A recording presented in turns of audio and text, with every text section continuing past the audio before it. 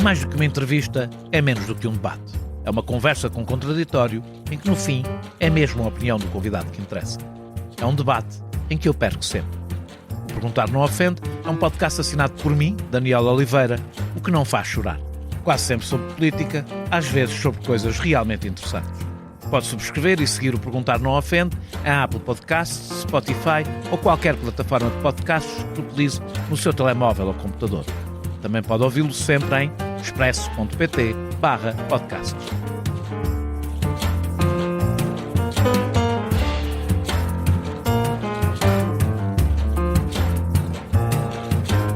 Os Estados Unidos são um grande laboratório político da democracia liberal, com todas as suas contradições. Com uma Constituição centrada no princípio de que nenhum poder deve ser absoluto, criaram um sistema de contrapesos pensado para sobreviver a qualquer tempestade política. Mas ainda estarão à altura de resistir ao furacão Trump? Em apenas 2 meses, Donald Trump tem posto à prova as fronteiras institucionais do sistema americano. A governação por decreto, o ataque ao poder judicial, a manipulação do discurso mediático e o descrédito de eleições democráticas colocam em causa os alicerces constitucionais fundadores.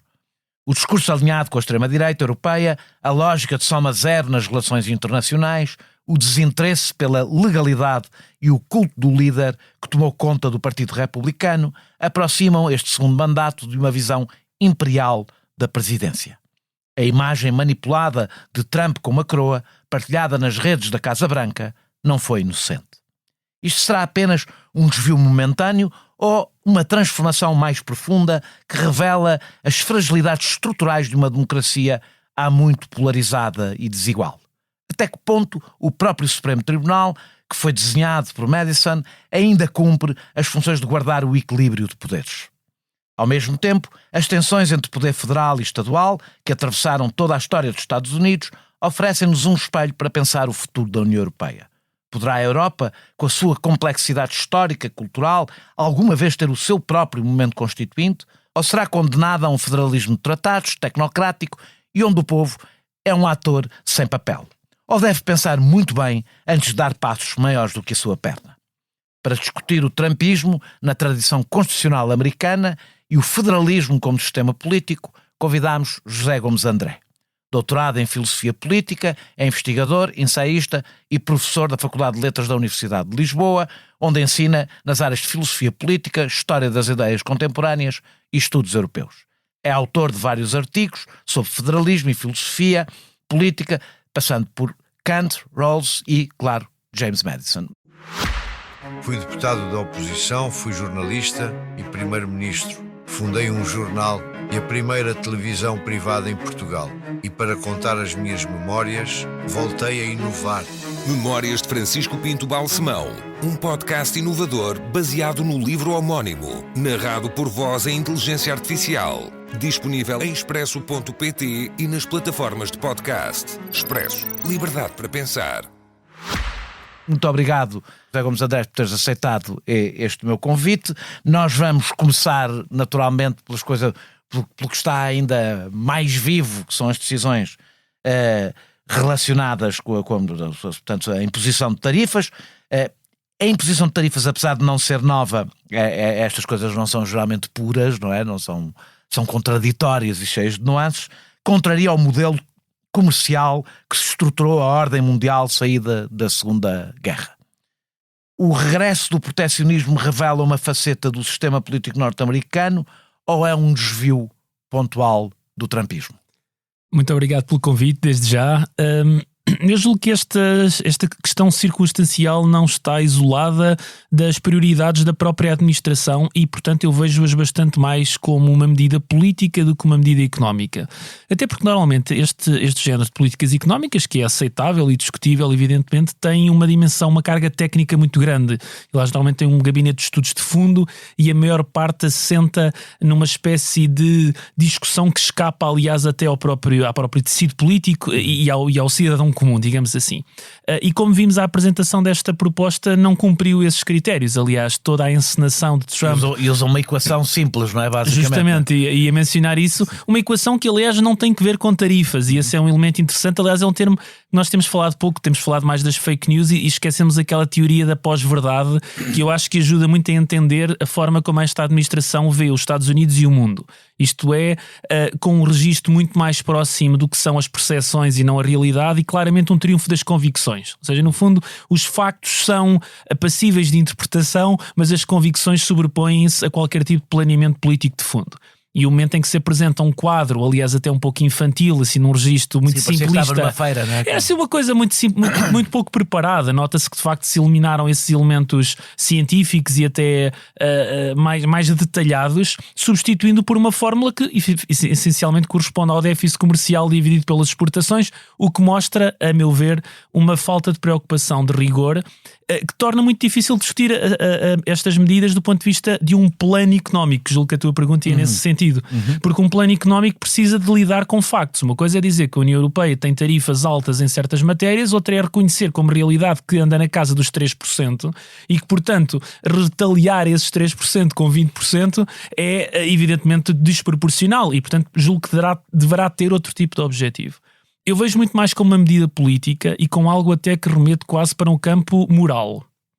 Eu julgo que esta administração, que vem na sequência, e também já que falaste do tempo e estas coisas demoram tempo, de uma leitura do mundo que a direita americana faz, muito antes ainda de Trump ter chegado à política americana, e que é de uma visão de uma Europa decadente, do mundo ocidental que perdeu as suas referências morais, que se afastou de uma certa ideia conservadora, que está manipulada, a seu ver, naturalmente, por ideais progressistas, por uma visão não tradicional da família, dos comportamentos públicos, e que de alguma maneira também já se convenceu que os Estados Unidos não necessitam de ser os grandes líderes do mundo.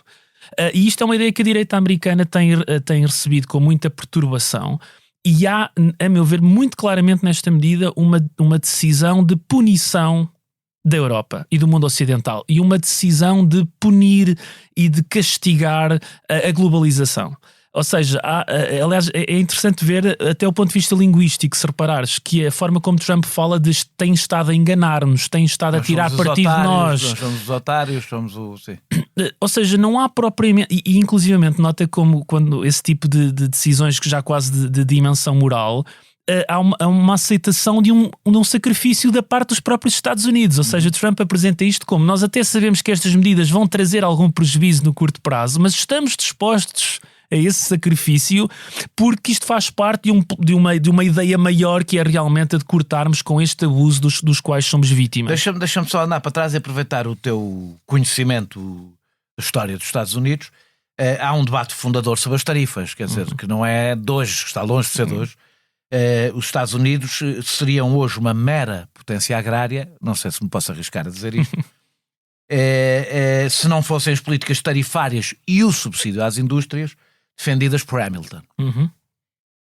Esta já era uma clivagem ideológica ou passou a ser uma clivagem ideológica agora e antes era uma outra coisa? Essa clivagem é absolutamente fundadora e, aliás, dentro dos próprios pais fundadores, que nós tendemos a estudar muitas vezes... Os defensores das tarifas mostrou-se que tinham razão, não é? A história mostrou que, mostrou que eles tinham razão naquela altura, claro. Eu não vou discutir contigo economia porque 250 anos depois há muita coisa, coisa mudou. Nem eu sou a pessoa indicada para isso. A questão é que quando nós olhamos para os pais fundadores e achamos que se constituem um bloco relativamente homogéneo em termos de perspectivas ideológicas, isso não corresponde à verdade. E este género de clivagens tem que ver também com os momentos históricos. O Hamilton, que aliás foi muito criticado por isso, tinha uma visão efetivamente daquilo que ele chamava uma república comercial, ou seja, de uns Estados Unidos que caminhasse para uma autossuficiência em termos agrícolas, mas muito mais do que isso, e capaz de ser um parceiro junto às grandes potências europeias.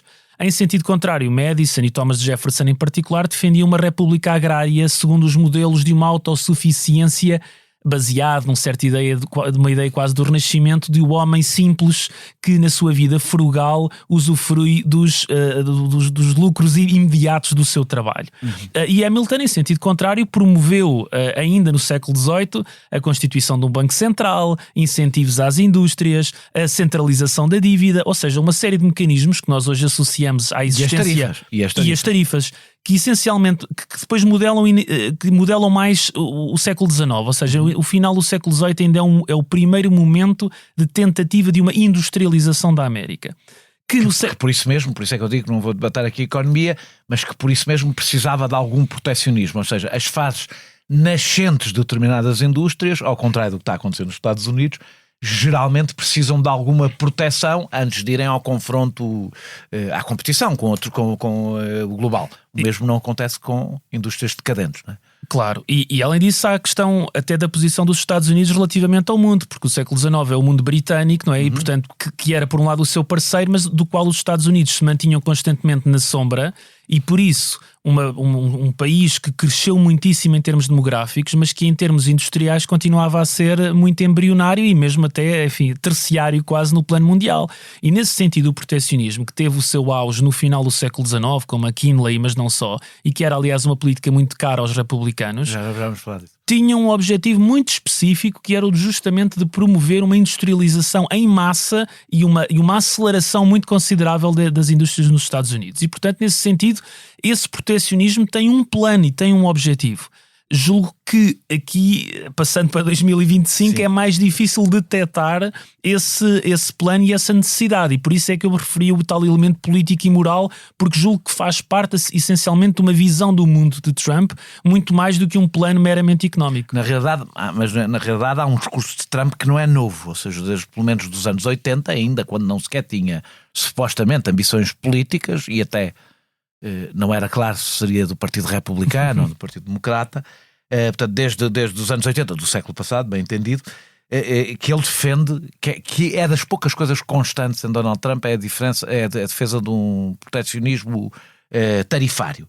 Mas Biden, embora numa escala diferente e com outra racionalidade, alinhou por um proteccionismo, ou seja, há um movimento.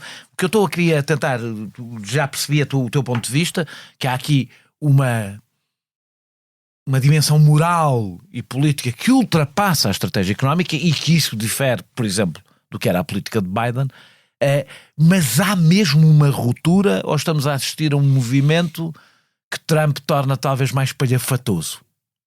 Acho que a questão do espalhafatoso é relevante, porque Trump tem muita dificuldade, e julgo até que não tem interesse, em apresentar uma racionalidade por trás das suas propostas políticas. Eu estou convencido que aquela ilha, qual é que era aquela ilha que só tem pinguins? Heard and McDonald, na Austrália. Eu estou convencido que foi de propósito, ou seja, mas que é muito o truque que Trump utiliza muitas vezes, não é? Que é da distração, de criar um elemento ridículo que se torna, e que de repente está tudo a falar daquilo e o resto vai passando em vez do resto. Porém, voltando ao que dizias, eu não tenho nenhuma dúvida de que há uma grande tradição americana que é transversal em termos ideológicos relativamente ao proteccionismo, e muito especialmente marcada pelos efeitos da globalização. Nós aqui temos alguma dificuldade, eu até receio às vezes falar disto, porque parece que estou a tomar uma posição a favor ou contra, mas nós, de facto, quando a globalização se torna dominante no mundo, tivemos muitas dificuldades em analisar ou em antecipar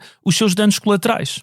E um deles, significativo no Ocidente, e Portugal também sabe disso, e na América teve muita importância, foi de uma desvalorização do valor do trabalho ao nível dos chamados do colarinho azul, não é? Ou seja, que nos Estados Unidos são as pessoas que trabalham nas fábricas, que têm poucas qualificações. Eram 25%, trabalhassem na área industrial eram 25%, hoje são 7,5%.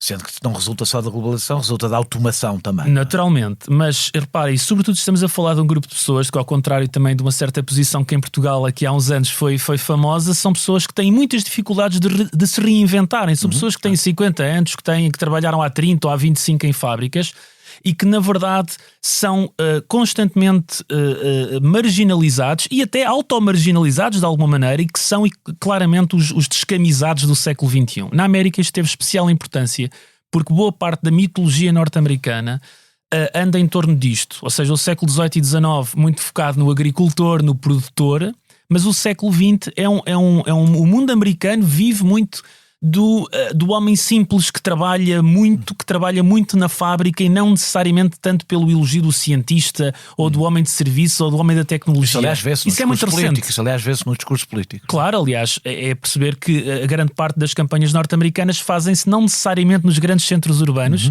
mas muitas vezes até nessas pequenas aldeias ou pequenas vilas ou pequenos centros comunitários e sobretudo centros industriais.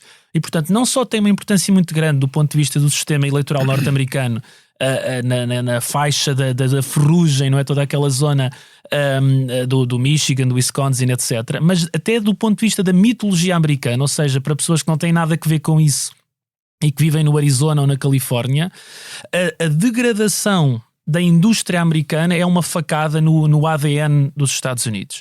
E nesse sentido, Biden, que aliás no quadro do Partido Democrata era uma figura bastante moderada e que fazia bastante...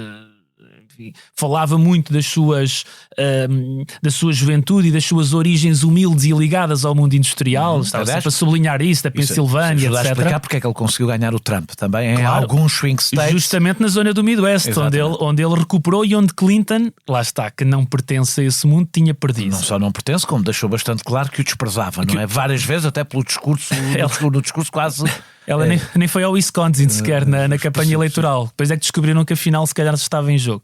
Mas o Biden, sendo de Scranton na Pensilvânia, que é justamente uma zona bastante com essa tradição industrial, teve sempre a percepção de que necessitava de falar esse coração americano. E nessa medida eu julgo que Trump é uma das áreas onde, não havendo tal plano, que eu tenho muita dificuldade em entender, há uma dimensão ideológica enraizada numa visão popular e digo aqui popular no sentido duplo, isto é, tem apoio popular. Há muita gente que está a reagir a estas tarifas não tanto pelo lado de uma análise do que é que vai afetar objetivamente, mas quase a ideia de um sacrifício por um ideal maior, que é o de salvar a América, digamos assim. Make America Great Again, ou seja, aquela, sim, claro. Essa frase não é uma frase sobre a qualidade de vida das pessoas, não é essa a aspiração, é uma coisa diferente. Trump vê relações complexas na economia e na diplomacia como um jogo de soma zero. Em todos os negócios há vencedores para ele. E ele vê... E derrotados. E derrotados, evidentemente. Ele vê o maior vencedor da globalização, porque os Estados Unidos, é importante dizer, apesar disto que temos estado a falar, são o maior vencedor da globalização, como o grande derrotado da globalização. Como o otário do mundo, como a expressão que eu traduzi há pouco. É sustentável arquitetar uma ordem mundial em que os Estados Unidos têm de ganhar todas as relações comerciais. Isso tem, aliás, tradição no pensamento americano ou não? Essa ideia? Julgo que não. Quando há bocadinho falámos do Hamilton e da República Comercial, o termo que é constantemente sublinhado é o de uma parceria, é o de ocupar um lugar entre pares. Claro que os Estados Unidos, por motivos históricos, no século XX assumiram uma preponderância diferente. Há uma índole na psicologia americana que tem a ver com um sentido de missão e de responsabilidade, que alimentou muito isso, o chamado mito do excepcionalismo americano, que os americanos sentem como provavelmente nenhum povo no Ocidente, que tem uma tradição religiosa, evidentemente, e moral, que faz dos americanos, ou que joga com um certo papel dessa responsabilidade. Religiosos porquê? Bom, porque os primeiros colonos eram puritanos, quase todos, eram de uma tradição protestante muito radical, no fundo eram os protestantes dos protestantes, e emigraram para a América em condições muito difíceis, imbuídos desse espírito moral mais radical, que era o de cortar com os velhos vícios da Europa e construir uma sociedade nova e pura. E, portanto, daí também aquelas comunidades que nós conhecemos do século XVII e XVIII na América colonial ainda, portanto, antes dos Estados Unidos, marcadas por uma visão quase fanática da religião e por um código moral muito severo. Marca muito a política americana. Marca muitíssimo. Até hoje, não é? Eu diria, normalmente, assim, as 3 ou 4 grandes linhas do ADN psicológico americano, essa é uma delas, que, aliás, repara, tens uma linha de continuidade desde aí até ao Destino Manifesto, levar a civilização ao Oeste, até às participações na Segunda Guerra Mundial como uma operação de salvação, até aos discursos do Reagan sobre a América como um farol do mundo, até ao Obama. Nota bem, um dos primeiros discursos do Obama foi a missão da América é liderar pelo exemplo. Depois há aqui umas nuances. Sim. Mas a ideia, repara o que é que seria um político europeu começar um discurso dizendo... Seria uma loucura, não é? Seria considerado de extrema-direita, não é? Claro, a nossa missão é liderar o mundo, seria uma coisa estranhíssima. Somos o melhor país do mundo, galera. Por exemplo, a ideia de que somos o melhor país do mundo é uma coisa que em geral não... Mas deixa-me só sublinhar isto, porque este discurso, que é completamente transversal em termos ideológicos, tem 2 lados. Porque por um lado... parece ter esse discurso mais nacionalista, mas por outro tem uma carga psicológica tremenda, que é um sentimento de frustração permanente no caso dessa missão falhar. E é exatamente isso. A minha questão era o discurso da América, fazer a América ser grande agora, de novo, ou Great Again, é típico de nações derrotadas e ressentidas. Ou seja, é o discurso que ouvimos em nações decadentes. Há sustentação numa realidade que alimente este ressentimento. Mas para além dessa frustração que tu estás a falar, ou seja, a fasquia, digamos, que está tão alta que é quase impossível não sair frustrada, há alguma sustentação para este ressentimento que tomou a América? Eu julgo que há, mas mais uma vez encontrou mais ao nível da psicologia do que dos factos. Aqui há uns anos, já quase 20 anos... Ou então na redistribuição da riqueza, já agora... Também. Não, mas repara... A redistribuição interna da riqueza. Que cria uma parte da população a sensação de que a culpa... Daniel, a questão da desigualdade é a chave para entender estas duas Américas também, porque evidentemente que... Eu não tenho os números de cor, mas os números da desigualdade hoje são nos Estados Unidos, aproximam-se, não os tenho aqui de cor, não ia para esta parte, aproximam-se dos que existiam em 1929, ou seja, quando foi o crash financeiro. Sim, basta ver desde os anos 70 até agora, a desigualdade foi sempre aumentando. Claro, e além disso outra coisa, que é os pobres na América vivem numa situação marginalizada, difícil do ponto de vista do dia-a-dia, das contas, do que nós chamamos as contas, mas vivem uma marginalização política e social considerável, porque se trata de um país onde o sucesso faz parte, outro elemento do ADN crucial, ou seja, aquele que é pobre, aquele que tem dificuldade, aquele que não tem uma casa própria, é marginalizado socialmente, pelos vizinhos, pelos amigos, pelos familiares, e portanto tem uma carga que não é apenas o da necessidade de sobrevivência, é o do fracasso. E nessa medida isso ajuda também a explicar muitas das expulsões americanas. Mas do ponto de vista internacional, um livro que o Farid Zakaria publicou há uns anos, ele tem feito programas na CNN e noutros locais, onde ele dava conta do que ele chamava o mundo pós-americano, e onde ele mostrava em vários fatores demográficos, industriais e económicos, o facto dos Estados Unidos poderem manter o seu papel de liderança, mas com uma vantagem muito mais curta, e dos efeitos que isso tinha na psique americana. E ele anunciava justamente isso. Ele dizia, esta liderança vai perguntar-nos se somos capazes de liderar uma corrida ao lado de mais 4 ou 5 carros, e não com 2 ou 3 voltas de avanço, como se fosse uma prova de Fórmula 1. E eu julgo que a América lidou muitíssimo mal nestes últimos anos com essa possibilidade. A ideia de, enfim, chamamos-lhe multilateralismo, mas eu julgo que é mais do que isso. É de facto de uma perda de influência, o que não significa um desaparecimento do cenário político internacional. E eu julgo que o movimento MAGA responde a isto, a meu ver, de uma forma extremada. Há bocadinho falavas em espalhafatosa, que é o de, em vez de pensar esse lugar ao lado de outros, o de reclamar então as 2 ou 3 voltas de diferença, que são extremamente arriscadas, porque podem provocar um colapso interno de tal ordem que em vez de ter 2 voltas de avanço ou estar ao lado dos outros, vai para o fundo da fila. O que também não é impossível. Isso aí, obviamente, não sabemos o que vai acontecer. Mas eu julgo que o enquadramento do movimento MAGA e destas políticas tem sobretudo que ver com isso. O presidente permanentemente citado por Trump como o melhor da história, o William McKinley, impôs uma série de tarifas e anexou as Filipinas. Protecionismo e expansionismo territorial, como as ameaças sobre a Groenlândia, mas também sobre o Panamá e o Canadá, batem certo com este modelo de Donald Trump. A doutrina Trump é um regresso ao modelo de imperialismo, é esse modelo específico de imperialismo do final do século XIX? Eu julgo que tem muitas semelhanças, nomeadamente pela forma como é motivado por esse sentimento quase de fim do mundo. Há uma crise muito interessante na psicologia americana no final do século XIX, que é o chamado mito da fronteira, que é um livro muito interessante do Turner sobre isso, em que ele dá conta de como os Estados Unidos sempre foram alimentados pela hipótese da expansão para o oeste e pela descoberta de novas terras e pela construção de novas comunidades. E no final do século XIX essa expansão termina, porque no fundo já estava feita, e há uma crise profunda que é sentida a nível político e social do e agora para onde vamos? E agora, lá está o tal sentido de missão, parece estar territorialmente fechado. O livro do Gore Vidal, o Império, fala desse período, não é? Justamente.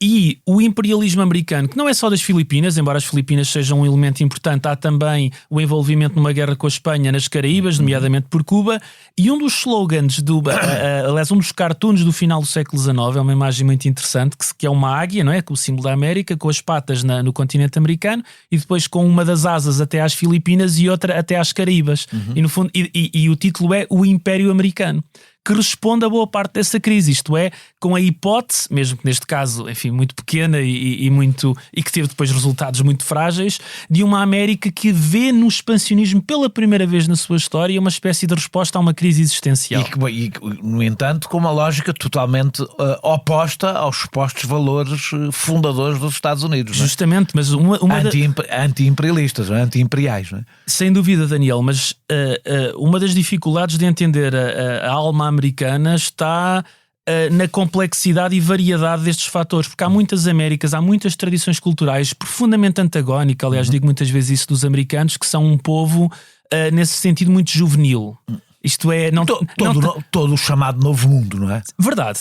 A América com uma predominância diferente pelo seu impacto político e económico. Mas, na verdade, tem as características de um miúdo de 15 anos. Ainda é jovem, não aprende, quer mudar o mundo, ainda falta-lhe o cinismo da experiência e vive claro, sem qualquer dúvida. Se bem que nós já estamos na fase de aproximar-nos da fase senil. Nós já estamos a ficar... já estamos noutra. E como todos os jovens, a América é muito cheia de contradições, não é? Tem aqui muitos movimentos num sentido e noutra. Mas a questão do imperialismo e das tarifas acabam por agregar-se nesse mundo final de século XIX. Por um lado, uma América com novo território, com nova influência e simultaneamente protecionista, aumentando a sua capacidade produtiva e industrial e tornando-se, portanto, uma potência que ela, na verdade, não imaginava ser e que consegue ser. E deixa-me só fazer a ponte com Trump. A política imperial do final do século XIX foi uma resposta a uma crise existencial, da mesma maneira que eu julgo que estas propostas de Trump sobre a Groenlândia, sobre o Panamá e sobre outras regiões é também uma resposta a essa crise existencial que é a perda de preponderância dos Estados Unidos nos últimos 15 anos. Mas, no entanto, isto vem ao mesmo tempo associado a um menor intervencionismo. Quando eu dizer um menor intervencionismo, pelo menos até ver, que marcou o imperialismo, deixa-me utilizar esta expressão, não sei se concordas com ela ou não, mais habitual dos Estados Unidos no século XX. Ou seja, não está na forma como Trump olha para o mundo, intervenções como as que existiram no Iraque ou no Afeganistão ou outras do género. Ou seja, este imperialismo expansionista não é o imperialismo do poder que os Estados Unidos tiveram até há pouco tempo, não é? E que se aliás consolidou depois da queda do Muro de Berlim, com intervenções militares diretas, com soldados nesses países. É diferente desse tipo que olhar, por exemplo, que os neocons tinham sobre o papel dos Estados Unidos. Certo, permite-me introduzir, conservadores. Permite-me introduzir aqui uma diferença conceptual que vai ser testada, a meu ver. Há uma diferença, há um artigo do Michael Walzer, que é um grande teórico político recente, que em 2006 escreveu um artigo em que explicava a diferença de uma estratégia imperial e de uma estratégia de hegemonia. A estratégia imperial é aquela que pressupõe uma intervenção militar e física nos outros territórios e, portanto, no fundo, envolve-se com a política interna das outras nações e implica expansionismo, conquista, etc. A hegemonia tem que ver, em sentido contrário, com uma dominação à distância, por via da sua influência política e económica, mas que não toca nesse espaço territorial e de conquista. E o Walzer, o que ele propunha, o artigo é 2006, portanto, imaginas, está ligado com justamente a intervenção do Iraque, em que o Walzer pergunta, é esta uma política imperialista ou hegemónica? E ele claramente dava conta de que esse era novamente um momento imperial, quando os Estados Unidos, nos anos 90, estavam a aproximar-se de uma liderança hegemónica e não imperialista. E agora, a meu ver, parece-me que a estratégia de Trump, do que ele nos tem dito, era no sentido da hegemonia. Mas o que... Se bem que está a abandonar, ainda por cima, alguns instrumentos de soft power que ele despreza.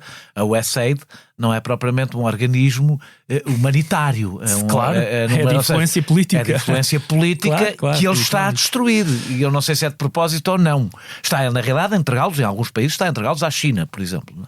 Por isso é que me parece que esta teoria vai ser testada, porque se a estratégia de fundo parece ser no sentido da hegemonia, portanto, e Trump até tem sido bastante isolacionista no que diz respeito às questões de intervencionismo militar, por outro lado, as ameaças referentes à Groenlândia e, como dizes, e bem, a forma como se tem dispensado os instrumentos necessários a uma política hegemónica, colocam aqui um grande ponto de interrogação, porque a certa altura Trump vai ter que decidir, esta administração em geral, se se de facto quer ter um papel de intervenção no mundo ou não, seja ela hegemónica ou imperial ou outra. É muito difícil manter as duas, que é a ideia de que continua a ser uma superpotência dominante e até programante, eu sei que a palavra não existe, mas faz de conta, ou se na verdade pretende... se funciona, existe.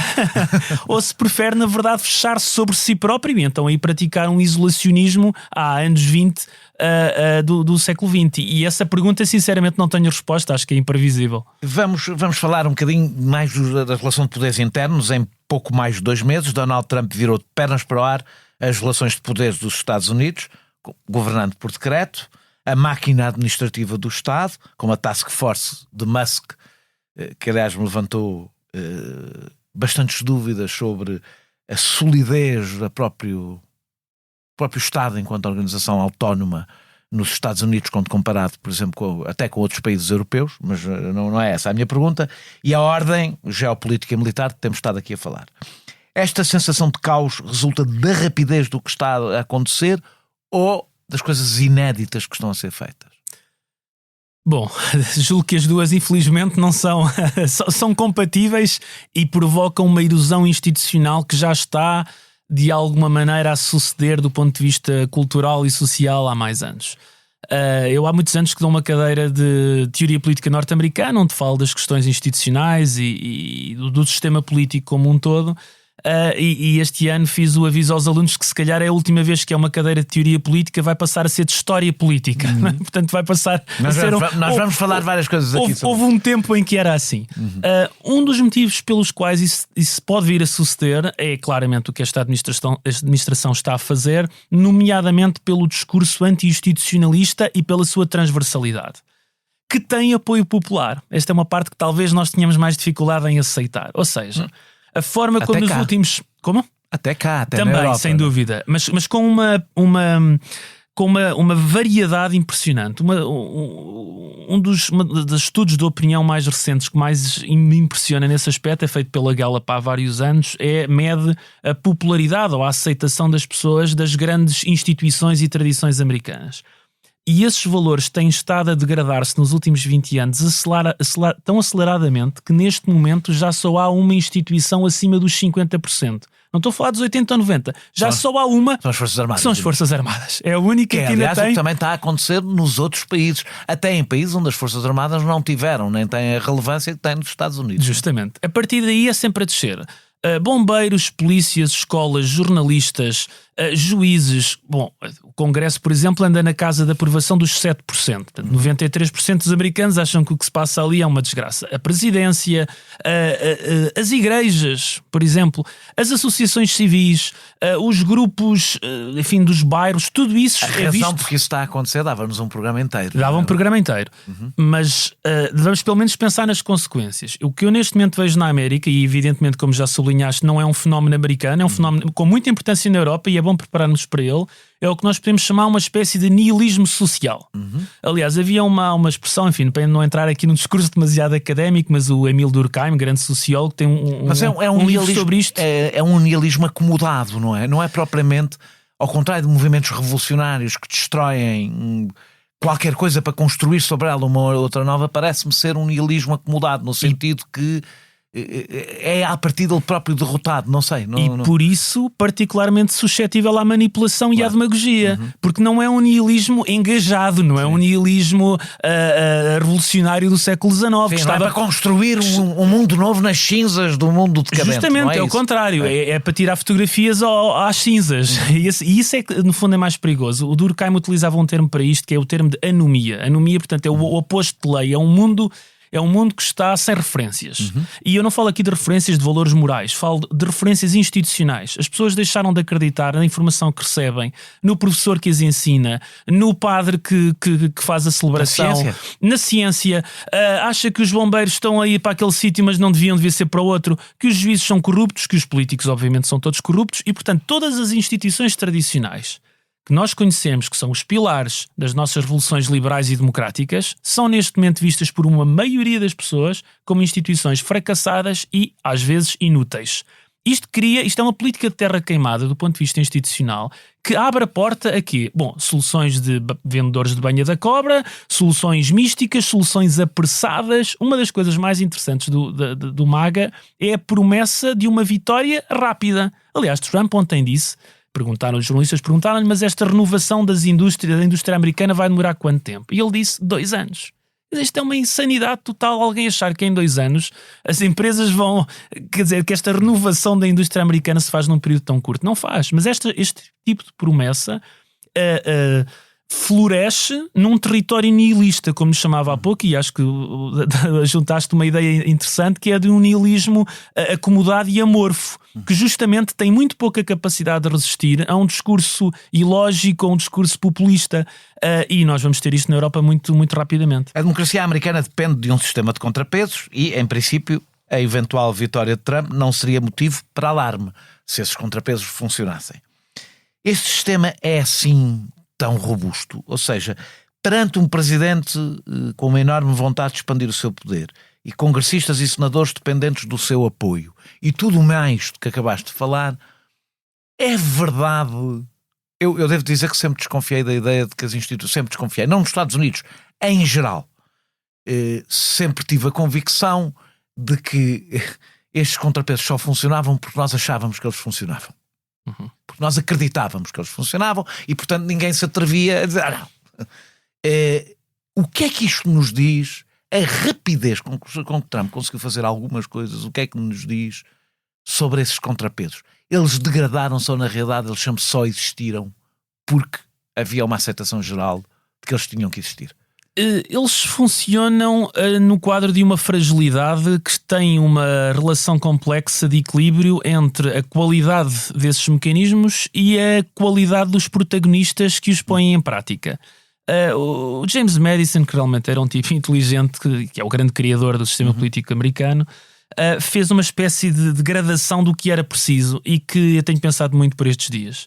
Ele dizia, os instrumentos políticos são fundamentais porque a crença ou a expectativa de que homens de boa fé governem bem é insuficiente e é perigosa. E, portanto, havendo instrumentos de controle a esse tipo de ação, estamos em melhores condições. Segunda regra fundamental, esses instrumentos devem ser variados, porque se dependermos apenas, por exemplo, da existência ou da separação de poderes, fica curto. Nesse sentido, é importante termos uma Constituição sólida, termos federalismo, termos uma sociedade civil atuante, termos um poder judicial forte, etc, etc. Ou seja, a ideia do que ele chamava as precauções auxiliares, a variedade. Terceira regra importante. Estes mecanismos não funcionam por si próprios, dependem dos agentes e dos atores. Uma sociedade civil forte pressupõe uma sociedade, indivíduos fortes. Uma boa presidência implica um bom presidente. Embora ele também dissesse, o cargo está desenhado para que até o pior dos homens não destrua o sistema. Ups. Não sei como é que isto está ali no limite. O Madison está a ser testado também. Mas ele dizia uma quarta coisa, que é, estas 3 são mais conhecidas, mas a quarta é menos conhecida. Num debate na Virgínia, em que ele expõe esta teoria, que é muito comum na sua obra, alguém lhe pergunta, bom, já percebi, então temos os sistemas, depois temos os mecanismos, depois temos os atores. E se em última instância tudo isso falhar? E ele diz, bom, nesse caso temos o povo. O povo poderá sublevar-se e tentar capturar novamente a nossa essência republicana. A que lhe perguntam, então e se o povo falhar? Ele diz, nesse dia estamos perdidos. E nesse dia deixamos de merecer a república. Deixamos de merecer a democracia. Eu tenho pensado nisto porque esta acomodação hoje não é apenas resultado da fragilidade dos instrumentos, mas também da enorme apatia pública que se vive nos Estados Unidos. E há uma apatia polarizada, ou seja, quando digo polarizada, não... Mais uma vez, eu tenho criticado o uso da polarização de uma forma excessivamente... para já como um sinónimo de radicalização, que não é a mesma coisa. A radicalização numa sociedade pode ser construtiva em determinados momentos. Aliás, nos momentos de ruptura ela tem de acontecer. Os momentos de ruptura fazem parte não é? da construção ou do fortalecimento dos sistemas. Agora a minha questão é, os graus de polarização é a ausência que leva à ausência de mínimos de consenso, que retiram um chão comum. Este sistema de contrapesos funciona quando não há quanto mais não seja esse consenso que eles têm que funcionar. Não existe. Não é possível, até pelo seguinte: a complexidade de variáveis que estão integradas neste sistema implicam, evidentemente, valores de responsabilidade e de respeito constitucional, mas implicam uma condição básica, que é o direito do seu contraponto a existir.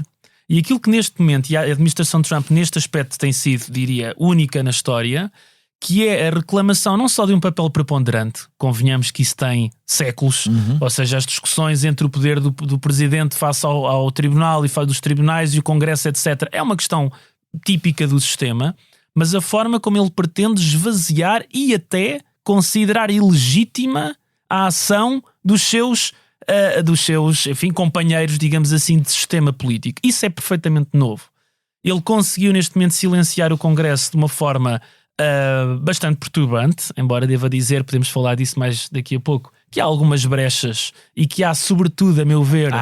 Há brechas e, sobretudo, há um espaço muito latente para resistência que, a meu ver, surgirá rapidamente se a economia tiver maus resultados. Ou seja, até agora o que vemos é, do ponto de vista político, a resistência vem dos setores mais à esquerda do Partido Democrata, que são, aliás, quem está a ganhar, das últimas coisas que eu tenho visto, quem está a ganhar com a apatia do Partido Democrata. Sim, o Bernie Sanders e o Ocasio-Cortez estão a encher estádios como nunca encheram, exatamente porque há um vazio no resto do Partido Democrata, porque está parado. Não é? Mas deixa-me só então fazer o parênteses. Está a acreditar numa coisa que é sempre perigoso acreditar, que ele se vai suicidar, que é politicamente, que é sempre uma coisa, claro. sempre uma má aposta. Acho que há um grupo de moderados, os republicanos têm, que existe para o bem e para o mal, são muito pragmáticos. E, portanto, tal como foram pragmáticos na sua cedência quase até fanática a Trump, se sentirem sinais públicos de falta de apoio ou de descontentamento, também o vão largar muito rapidamente. E há, apesar disso, um grupo de republicanos moderados. Reparem, ainda há 2 dias, penso que foi há 2 dias, no Senado, uma proposta de um senador democrata, o Tim Kaine, no sentido de acabar com as tarifas. Esta proposta das tarifas para o Canadá foi aprovada com o voto de 4 republicanos, que aliás já foram vilipendiados pelo Trump imediatamente. Claro que esta medida dificilmente irá muito mais longe do que isto, porque precisava de aprovação na Câmara dos Representantes e depois pelo Presidente, portanto não vai acontecer, mas o facto de haver 4 republicanos, e atenção que o Senado, é importante sublinhar isto, tem 53 republicanos e 47 democratas, ou seja, estes 4 são decisivos, mostra que há disponibilidade para algum tipo de oposição interna. O que não significa que ela neste momento seja muito visível, por isso é que eu chamava latente há bocadinho. Mas para além do Congresso estar neste campo um pouco comatoso, a relação com o Poder Judicial é nesta altura dramática. Nós já vamos a isso, aliás, vai ser o nosso próximo bloco. Nunca se referindo a Trump, mas escrevendo dias depois da administração desrespeitar a ordem do Tribunal Federal para parar as deportações de imigrantes venezuelanos, penso, o juiz máximo, eu não tenho o termo do Supremo Tribunal. Juiz-presidente. Exatamente, o juiz-presidente do Supremo Tribunal dos Estados Unidos alertou para os riscos de incumprimento presidencial. Os Estados Unidos estão, deste ponto de vista, agora falando da relação com o Supremo e com o Poder Judicial, a caminho de uma crise constitucional? Julgo que sim. Aliás, diria mesmo que o que já foi dito, e não tanto o que já foi feito, o que já foi dito é suficientemente preocupante. Estas discussões, por exemplo, que têm surgido, que não sei, nós hoje em dia vemos isto tudo quase como anedótico, da possibilidade de Trump concorrer a um 3º mandato, são, por exemplo, extremamente preocupantes. Trata-se de um elemento absolutamente inconstitucional e que qualquer pessoa responsável no país deveria simplesmente dizer: isso não vai acontecer, próxima pergunta. A forma como Trump se tem relacionado com os tribunais, repare, o meu problema não é ver uma crítica, lá está, historicamente isso sempre aconteceu. Aliás, o Poder Judicial norte-americano tem um fundo constitucional relativamente vago, mas depois há um conjunto de decisões e de acórdãos no início do século XIX onde se atesta o princípio de fiscalização da constitucionalidade. Ou seja, onde o tribunal, no fundo, diz: nós somos um parceiro do sistema e temos o direito e dever de zelar pela constitucionalidade das leis. E o princípio, mesmo o próprio princípio que fundou a autoridade do Supremo Tribunal, através da decisão de Marbury versus Madison, em 1803, isso está neste momento em causa.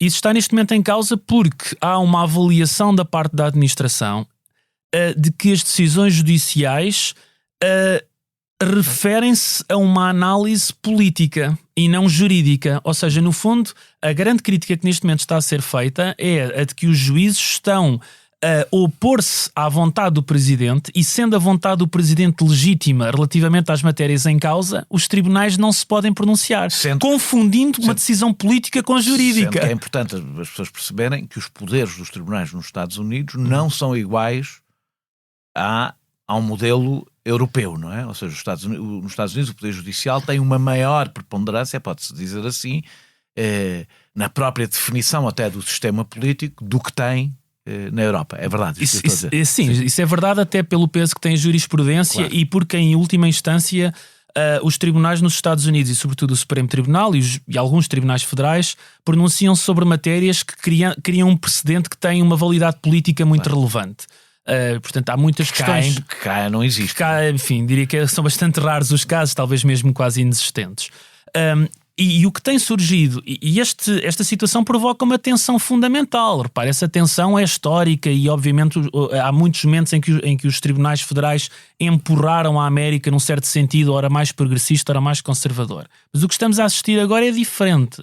É mais do que uma mera discordância substantiva, porque repara, a administração Trump podia simplesmente dizer: nós não concordamos com esta decisão do juiz porque achamos que ela está mal fundamentada, que ela é contrária à nossa política e isso é prejudicial para o país, que ela não entendeu bem as nossas propostas. Ou seja, há uma série de motivos que nós podíamos usar, mas não é esse que ele está a ser usado. Coisa que aconteceu aqui já com o Tribunal Constitucional também é absolutamente legítimo, não é? O motivo, o racional, como agora se diz muito nesta crítica, é a de que o Tribunal está a fazer o seu trabalho e não o devia fazer, que é o avaliar a legalidade ou a legitimidade de uma certa ação pública e política, neste caso. Mas o próprio Supremo, não foi o próprio Supremo símbolo do equilíbrio de poderes que abriu os poderes, que abriu esta noção de poderes ilimitados do Presidente quando, por exemplo, determinou a sua inimputabilidade em qualquer decisão?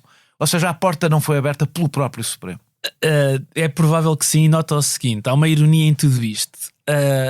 Quem é que a administração ainda não criticou abertamente? O Supremo Tribunal. Criticou o juiz-presidente, mas não o Supremo Tribunal. Eles têm tido como grandes adversários, neste momento, alguns juízes federais, portanto, dentro do sistema que tem as autoridades estaduais, depois federais e em última instância, o Supremo Tribunal, que é uma espécie de tribunal constitucional, não exatamente igual, porque essas decisões têm sido contrárias à administração. Mas o Supremo Tribunal, na verdade, nos últimos anos, tem sido um aliado dos republicanos.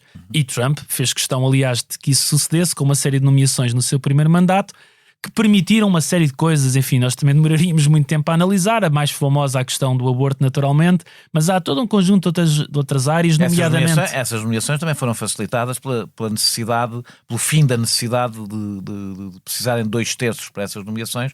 Foi o Obama, não é? Certo. Ou seja, digamos...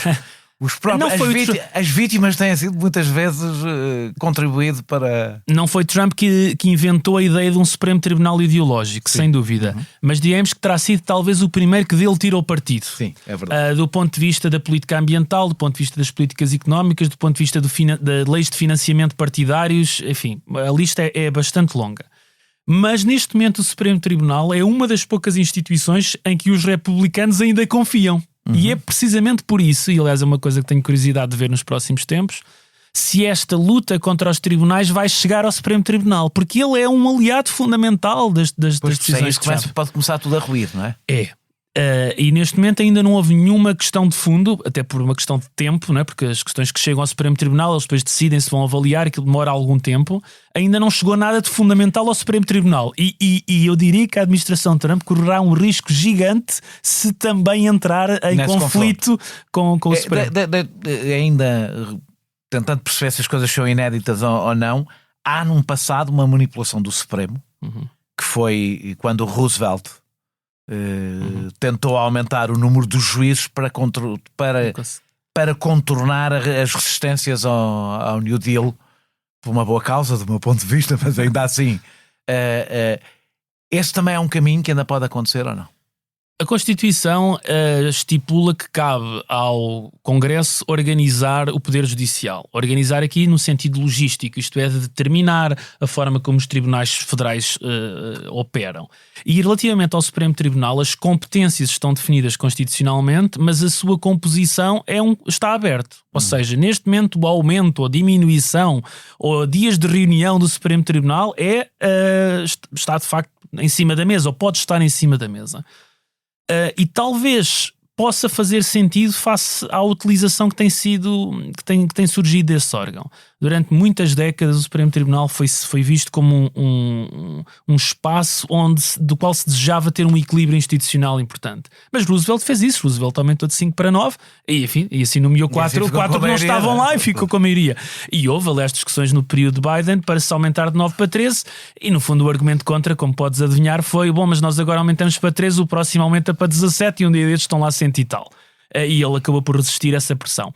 Mas na verdade nos últimos 20 anos, e curiosamente foi de facto Obama quem começou a fazer isso, as nomeações tornaram-se cada vez mais, com marcas cada vez mais ideológicas. Ao ponto, aliás, de se utilizar uma expressão inédita na história americana, que é a ideia de um juiz democrata. Um juiz republicano. Quer dizer, não há um juiz democrata, eles não são funcionários do partido, eles não são agentes políticos. Portanto, a sua principal lealdade deveria ser para com a lei, com a Constituição. E a partir de é o Obama que introduz a ideia de nomeações muito identitárias, a questão das mulheres, a questão de uma latina, a questão de tentar apaziguar o interesse de certos grupos e com uma marca ideológica muito forte. George W. Bush também já o tinha feito parcialmente, Obama fê-lo fortemente, enfim, Trump, no seu registro habitual, fê-lo arrebentando, partindo a loja toda. E neste momento, a forma como o Supremo Tribunal se tornou profundamente conservador, ao ponto, nota bem curioso, falaste do John Roberts, o juiz-presidente do Supremo Tribunal, que era até há alguns anos, estava-me a faltar o nome. que era até há alguns anos um dos mais conservadores. Ele neste momento é uma figura moderada no tribunal, porque ele tornou-se muito mais à direita, e o Roberts agora até parece uma figura quase, que os republicanos já chamam uma figura de esquerda, imagina bem. O Trump depende vamos semi-entrar no debate do federalismo, mas ainda aqui numa zona de fronteira. Trump depende da zona de voto, depende do voto das zonas desindustrializadas, como falámos no início. As tarifas, diz agora, podem levar a problemas de curto prazo, mas vão, segundo o seu discurso, a aumentar a indústria, o trabalho fabril. O sistema eleitoral dos Estados Unidos, saído da fundação federal do país, não leva a decisões que podem estar longe dos interesses da maioria da população, privilegiando minorias específicas. Não é da natureza do próprio federalismo. Bom, eu tenho algumas dificuldades em falar de forma crítica do federalismo. Isto é um bocadinho como, enfim, é uma área que eu tenho estudado muito e tenho, portanto, um apreço natural. Eu, em relação às regras, pegar um bocadinho mais à frente. vai ser difícil. Resta tempo. Vamos ter tempo. Repara, as questões eleitorais residem essencialmente. Ou seja, mas aqui a questão é mais específica. É se isto não cria um desvio. Aliás, nas próprias tarifas que os europeus começaram por impor aos Estados Unidos, já pensavam nisso, que eram tarifas que afetavam sobretudo swing states, ou seja, estados de que Trump precisa. Eu diria que essas tensões internas são um elemento constituinte do federalismo e não uma espécie de seu subproduto problemático. Muitas vezes há esta ideia de mas o sistema eleitoral norte-americano favorece certas partes em detrimento de outras. Que eu normalmente respondo, meio a brincar, isso é como o avançado que marca um golo com a mão e diz, que injusto porque dava muito mais jeito, estava ali mais próximo. São as regras do próprio sistema. O sistema tem como objetivo favorecer um determinado grupo minoritário, estados que têm menos influência e que num quadro puramente unitário, democrático unitário, favorecia algo que tem a ver naturalmente com as grandes cidades e com a influência relacionada com esse impacto demográfico. E os Estados Unidos não o pretenderam fazer desde o primeiro momento. Se isso ainda faz sentido em 2025, não tenho a certeza. Mas gera fenómenos que são muito difíceis para nós europeus considerar. Há bocadinho falávamos de algumas vozes dissonantes, as tais brechas no sistema. Quem é que neste momento tem aparecido nos últimos dias a dizer as tarifas são uma péssima ideia? Senadores dos estados rurais, dos estados com grande importância agrícola, republicanos, alguns deles até fervorosos conservadores, que estão aflitos porque o seu eleitorado vai sentir muito diretamente na pele estas medidas e, portanto, estão dispostos a afastar-se da sua lealdade épica para criticar Trump, se sentirem que efetivamente o seu eleitorado específico dá algum pragmatismo aos eleitos, é isso. E torna-os muito mais próximos dos representados do que nós. Nesse sentido, ou seja, justamente, sem dúvida. Sentido. Claro. O arranque do sistema federal, no arranque do sistema federal, houve, aliás, tu já afloraste isso aqui, um debate feroz entre federalistas e antifederalistas. Uma cisão que ainda se manifesta na política atual. É o mesmo debate hoje ou não? É o debate que tem a ver com forças centrípetas e forças centrífugas e, portanto, em qualquer sistema complexo ele surge. É evidentemente que em Estados que são Estados unitários como Portugal, eles são raros. Normalmente é a discussão entre o Governo Central e as autarquias, que é uma pequena parcela do nosso debate político. Mas quando falamos de unidades maiores, como por exemplo a relação dos países membros com a União Europeia, ele já é bastante mais visível. E claro, nos Estados Unidos, com o federalismo muito impregnado na cultura política e social, ele tem um impacto muito grande e tem que ver com, de um lado, uma defesa de sistemas de maior centralização e, por outro, aqueles que veem na descentralização um elemento mais próximo do funcionamento democrático. E Trump vai avivar esse debate? Eu acho que ele não tem muito interesse no elemento teórico, mas ele no elemento prático no prático já está... No prático está a fazê-lo, aliás. A ameaçar Estados de não fazer as transferências, etc. Eu tenho falado que, na verdade, o federalismo norte-americano está nos cuidados intensivos e, em grande parte por causa disso, curiosamente, por via de alguém que pertence a um partido que nos últimos 40 anos foi o grande defensor da descentralização, dos direitos dos Estados e do federalismo, tem agora como figura principal um centralizador e alguém que, aliás, é uma questão que eu até convido as pessoas para verem quantas vezes no seu discurso,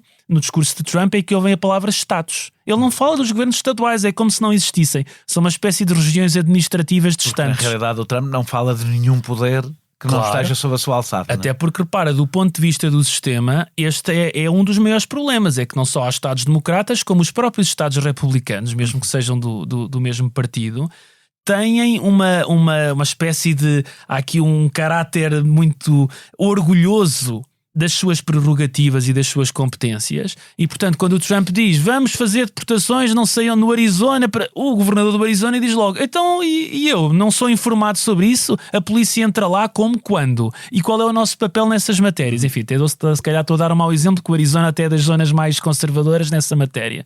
Mas num conjunto muito alargado de políticas, a adequação entre o governo federal e o governo estaduais são parte fundamental do sistema e eu julgo que ele encontrará aí também alguma resistência, muito mais do que ele imagina. Vamos entrar em terreno perigoso. A resposta às tarifas deve ser das poucas áreas em que a União Europeia tem uma resposta concertada e coerente. Vamos ver até que ponto. A União é, na verdade, uma quase federação sem federalismo. Portanto, sem as instituições federais.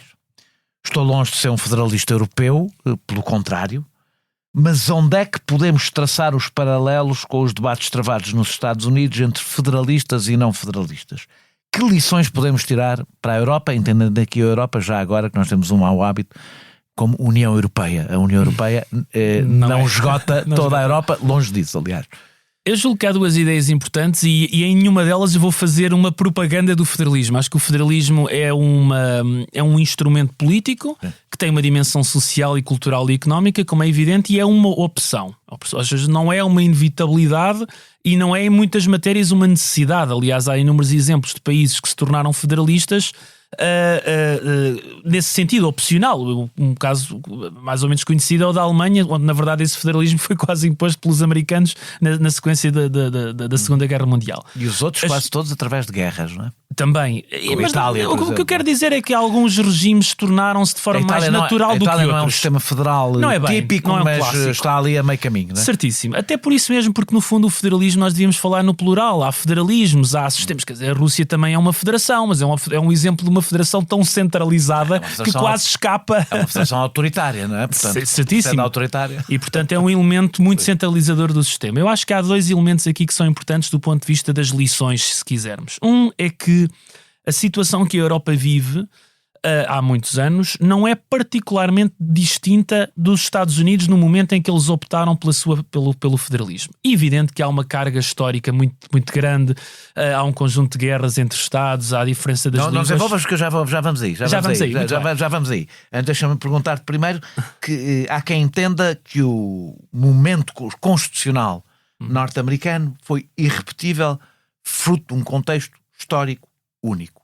Ainda sem falar da Europa, isto é verdade ou não? Não acho que isso seja totalmente verdade.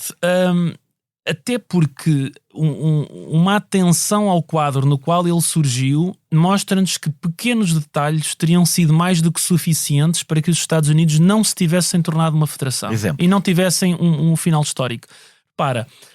As dificuldades de aprovação de uma Constituição duraram anos. Os Estados Unidos, quando fizeram a sua paz no Tratado de Paris em 1783, houve claramente da parte dos Estados um desinteresse da Federação. No fundo, uniram-se para combater os britânicos e depois afastaram-se. Em 1786, 3 anos depois, eles tinham um congresso na base... Mesmo a questão linguística não era uma questão... Não é uma questão fundamental. Ao contrário do que mas ao contrário do que pensamos, não era uma questão pacífica. Porque... Não era, de todo. Havia parte... Não sei se a maior parte dos cidadãos que viviam nos Estados Unidos era inglês que falavam, não sei. Não faço ideia, mas... Não, a maior parte seriam, mas havia muitos imigrantes alemães e até de outras regiões. Mas deixa-me dar-te só o cenário institucional, para já não ir ao cultural. Mas é que eu quero ir ao cultural, porque esse não é um problema. Não é. Mas repara, 3 anos depois, a separação entre os Estados é de tal ordem que o Congresso, que existia por via dos artigos da Confederação, que são uma espécie de primeira Constituição americana, não funcionou durante um ano por falta de quórum. Imagina o que seria o Parlamento Português estar um ano parado, não havia deputados suficientes para aquilo funcionar. Teve parado durante um ano. Eles fizeram várias conferências, vários encontros e congressos a tentar salvar a nação. E se tu abrisses um jornal em 1787, dos primeiros meses, as notícias não eram sobre se haveria um futuro federal ou não, mas sim quantas federações e quantas uniões dali resultariam. O momento constitucional é um momento de uma opção feita porque tiveram uma elite política muito preparada, muito responsável e muito combativa. Mas mesmo assim, uma das regras fundamentais da aprovação da Constituição era que os Estados o ratificassem. Precisavam de 3/4, mas na verdade precisavam dos grandes Estados. E a Virgínia e Nova Iorque, que eram os dois mais importantes, tinham uma oposição tão forte que tiveram que estar em debate durante semanas, e a votação consistiu simplesmente nisto. Em Nova Iorque passou por 3 votos e na Virgínia foi 89-79. Ou seja, quando falava há bocadinho dos detalhes, uma mudança de 2 votos em Nova Iorque e uma mudança de 6 votos na Virgínia teriam sido suficientes para matar a Federação Norte-Americana em 1788. Sobre grande parte do que estamos a falar, aconselho que vejam uma série, não é literatura, não é fina literatura, sobre o John Adams, em que parte do que nós estamos aqui a falar surge lá de uma forma bastante acessível. Não, sem dúvida. Repara, eu estou aqui com números apenas para dar conta disto. Mas eu tenho a minha pergunta sobre... Isto agora deixa-me ver se eu consigo fazer esta pergunta de uma forma compreensível. Os Estados Unidos, tu próprio isso esteve presente quando falaste, por exemplo, dos puritanos, etc. Ou seja, dos grandes traços que podemos encontrar no que são os Estados, da identidade dos Estados Unidos. Apesar de virem de sítios completamente diferentes, culturas completamente diferentes, línguas completamente diferentes, há qualquer coisa que une em... Digamos que é um povo em fuga, em grande parte, não é? Da Europa, que encontra ali um espaço ou de liberdade, ou de possível prosperidade, ou do que seja, e que, portanto, estamos a falar de uma nação que se constrói, aliás, diz que é das poucas que se constrói em termos, eu acho isto um pouco poético demais, em torno de valores. Eu não iria tão longe. Mas que, ou seja, há qualquer coisa que supera estas diferenças. Portanto, nós podemos muito rapidamente falar de um povo norte-americano. Do demos, de que a democracia precisa. A democracia não precisa só de instituições, precisa do povo. E a minha pergunta é, onde raio está o demos europeu, a não ser numa pequena elite que tem a Europa toda como casa e que vão para Erasmus e coisas do género, que é uma pequena elite.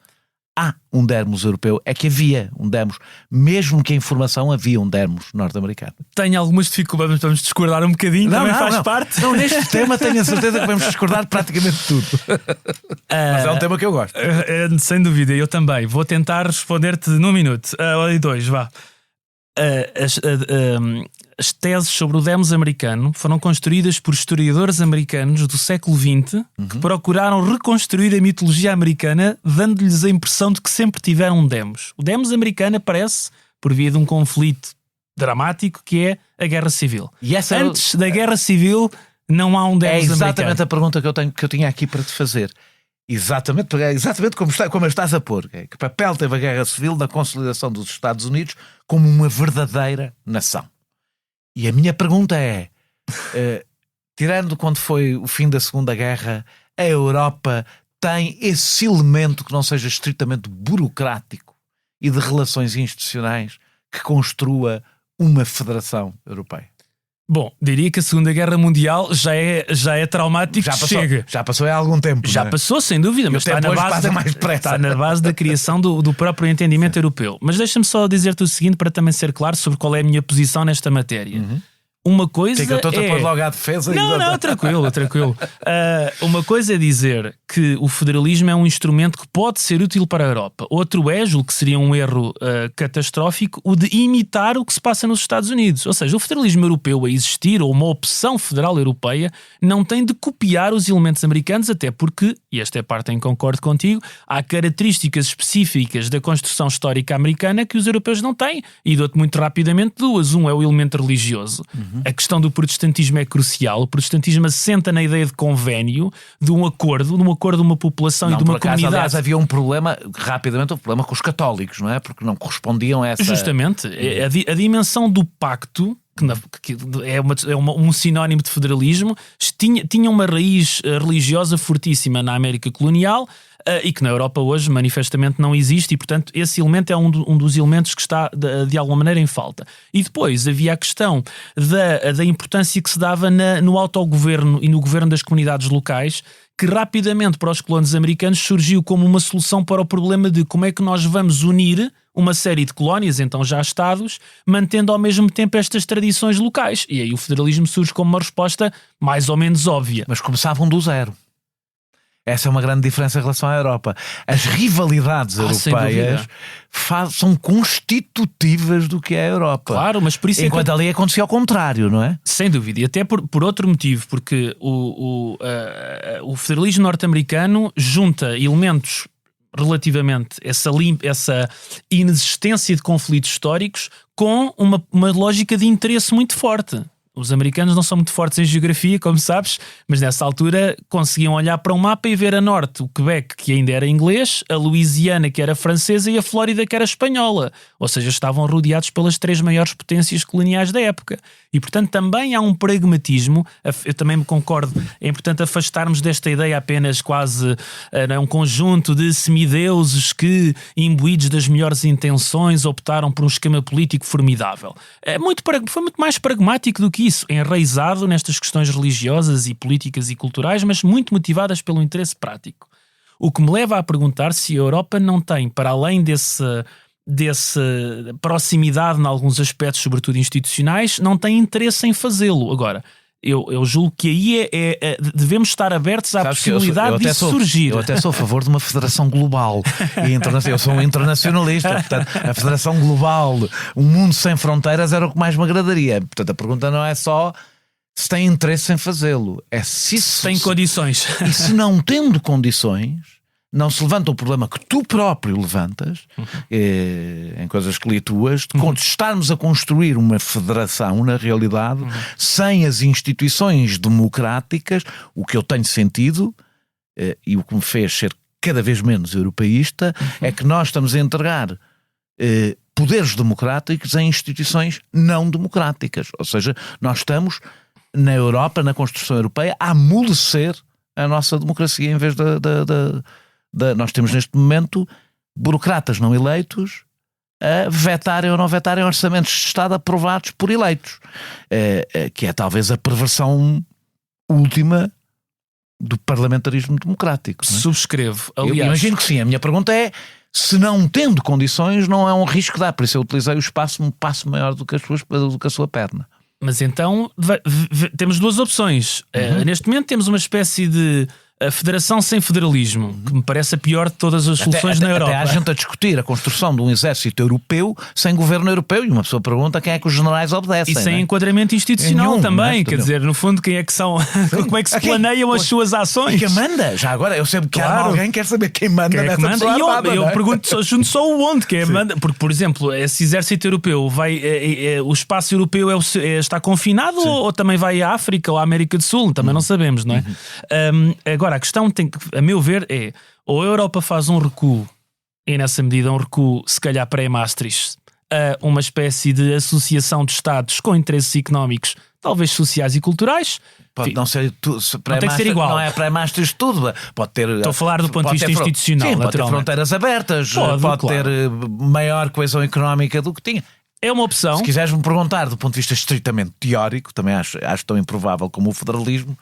É a posição que a mim mais me agradaria. É uma opção. Existindo a União Europeia. Ou então uma outra opção que é, se quer ter federação, que em grande parte já tem, então introduza federalismo. E o federalismo tem a ver justamente com mecanismos institucionais que regulam, que bloqueiam, que enquadram, que democratizam, que dão mais peso aos Estados mais fracos, por exemplo, coisa que tem sido... que equilibram o sistema de uma forma que neste momento, por exemplo, não existe. Neste momento isto é uma federação onde manda a Alemanha e a França e de vez em quando a Holanda. Que tem respostas para os problemas, por exemplo, da requisição de unanimidade, na qual a Europa ainda continua a depender para algumas matérias e que também é muito perigosa no quadro federal. Mas tens consciência que o oposto também é, não é? Claro que sim, sem dúvida. Daniel, repara, quando nós falamos, estamos a falar de uma casa que não tem divisões, quer dizer, por fora tem uma fachada muito bonita e depois está toda desorganizada. O problema é que estamos a falar de uma casa também onde as pessoas que lá vivem acham e com razão que são meros arrendatários, não são propriamente os donos da casa. Tem a ver, eu continuo a achar muito difícil haver uma democracia sem um povo que se identifique enquanto tal. E eu não imagino a Europa daqui a 100 anos com os portugueses a dizerem antes de mais que são europeus. Eu estou a falar dos portugueses que nem sequer são especialmente patriotas. Eu entendo, Daniel, mas repara, isso também implica uma certa leitura, percebo o que estás a dizer e também não faço ideia se poderá suceder. E acho que a ideia de um ideal europeu, ou seja, de eu amo mais a Europa do que o meu país, também não me parece de todo que possamos caminhar para aí. Mas nos Estados Unidos acontece, a maior parte dos americanos sente-se, acho eu, ou das suas comunidades. Sim, tem uma visão muito comunitária. Não, mas eu digo bairrista, e bairrista também. Também. Do seu Estado. Não, do seu Estado não tanto, depende um bocadinho. No Texas é, noutros não é. Mas deixa-me dizer-te o seguinte: o federalismo não tem de ser um modelo rígido, até do ponto de vista das lealdades e do puzzle que ele configura. Tu tens, por exemplo, a Suíça, que na verdade até é descrita como confederação, onde a grande lealdade dos cidadãos não é à Suíça, é ao seu cantão, que aliás tem muito mais poder político e económico do que o governo federal suíço, que praticamente não existe. Não existe, aquilo é uma... Ou seja... Eu agora percebi-me disso quando lá estive, que basicamente a Suíça não existe como Suíça. A Suíça não existe. Mas, Daniel... o que se calhar é bom, mas pronto. Não devia dizer isto. Mas esse é justamente o elemento que nós refletimos. Ou seja, quando nós começamos por discutir federalismo europeu como opção, mesmo que partamos de um sentido já como o teu, de alguma desconfiança, tentar então discutir que modelo de federalismo é esse, porque ele também já é agora muito para vasto. dizer que não há um preconceito ideológico, eu já fui federalista. Compreendo. Foi o percurso que a União... Já fui mais, por exemplo. Foi, sobretudo, a experiência do euro foi o que me levou a deixar de ser federalista, que eu acho uma experiência que ninguém quer fazer o balanço, porque se calhar fazer o balanço é demasiado trágico e não há saída. Foi um balanço trágico para a Europa. Para a Europa, não só para os países periféricos, a Europa perdeu imenso peso. A Europa passou os últimos 20 anos a tentar salvar uma moeda e distraiu-se de tudo o resto, e eu acho que estamos a pagar o preço disso. Tenho mais uma pergunta que tem a ver com isto que estávamos a falar exatamente. O federalismo americano sedimenta-se numa nação de grandes divergências económicas e culturais entre Norte e Sul. Temos essas mesmas assimetrias na Europa, não são exatamente iguais, mas algumas até são mais profundas, agravadas até com a entrada em vigor, como estava a dizer, do euro, que significou o primeiro momento de divergência entre países, económica e social entre países. Olhando para os Estados Unidos, em que caminho é que podíamos ou devíamos avançar para mitigar estas assimetrias. Elas são ou não são fundamentais para qualquer ideia de construção democrática federal, não federal, da Europa? São fundamentais, mas assentam em princípios, por sua vez, também globais, as precauções auxiliares de que o Madison falava. Ou seja, enfim, eu não sou economista, não sei o suficiente para avaliar as consequências do euro ou a sua importância, como falaste há pouco, mas uma coisa julgo que toda a gente... Acho que a maior parte dos economistas não vão também concordar. Não vão concordar. A maior parte também não sabe, dois não vão concordar. Mas há uma coisa que concordam, que é a criação do euro sem instrumentos políticos e de alguma maneira financeiros que o pudessem suportar uma política económica europeia é uma receita para o desastre. Uma dívida pública comum, como é óbvio, como é que se pode ter uma moeda e depois não se tem dívida? E nesse aspecto, lá está, qual é a lição americana, por exemplo, é que a correção das simetrias é um dever do governo federal. Sem que naturalmente promova a ideia de que o Texas ou de que o Wyoming são iguais à Flórida ou a Nova York, mas a correção das simetrias, a Califórnia, por exemplo, já teve uns 3 ou 4 bailouts só no século XX, porque na verdade a forma de corrigir essas assimetrias é criar uma dívida pública, os eurobonds, etc. Tudo isso é absolutamente indispensável para uma solidariedade mínima. O meu ponto, só para esclarecer na relação com a Suíça, é de que o federalismo é suficientemente plástico para aceitar no seu interior modelos que não são os de centralização, nem no registro americano, nem em registros ainda mais fortes, como por exemplo o da Rússia. E é essa elasticidade... Na realidade, o governo, pode-se dizer que o governo suíço tem menos poder na Suíça do que tem a Comissão Europeia na Europa. Acho que podemos arriscar dizer isto. Também tenho quase certeza disso. Mas esta elasticidade, a meu ver, é uma oportunidade de reflexão para o entendimento também de que tipo de Europa se tem, sem a utilização necessariamente desse termo que tem na Europa uma conotação muito negativa. E nesse sentido a discussão, no meu ponto de vista, que sou um institucionalista, passa por pensar que tipo de instituições, e refiro-me a instrumentos políticos, económicos, financeiros e sociais, desejamos para enquadrar as políticas. Na Europa normalmente o debate é ao contrário. Queremos exército, não queremos exército. Bom, então e o que está antes disso? Ou seja, justamente esse enquadramento institucional. Estamos completamente de acordo. Nós disparamos primeiro, não é? E perguntamos depois. Muito obrigado, José Gomes André. Acabámos por nos desviar para a questão da Federação Europeia. Foi planeado, não foi porque é um assunto que eu gostava de conversar contigo. Nós regressamos brevemente com outro convidado ou convidada.